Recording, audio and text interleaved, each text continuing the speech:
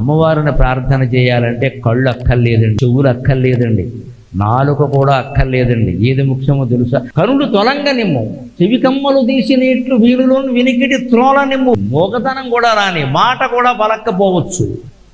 ఇవి నాకు ముఖ్యం కాదు.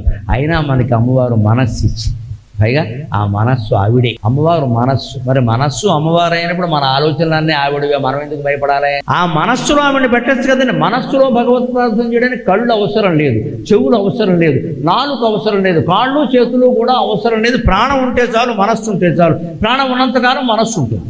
ప్రాణమే పోయింది అనుకోండి, మనస్సుతో ప్రాణం వెళ్ళిపోతుంది. మనస్సు లేకుండా ప్రాణం వెళ్ళదు. మనస్సే లేకపోతే వాడి ప్రాణం పోదు. తత్వశాస్త్రం చెప్పారు, మనస్సు రద్దయితే వాడి ప్రాణం పోదు. అసలు వాడే చిరంజీవి అని. అంటే మనస్సు ఉన్నంతకాలం మనం ప్రార్థన చేయించండి. నిన్ను నేను వదిలిపెట్టనమ్మా, నీకు కరుణ అనే మత్తులో నిన్ను మునిగిపోయేలాగా శ్రీమాత్రే నమః అనే నామాన్ని అలా జపిస్తూనే ఉంటాను అంటాం.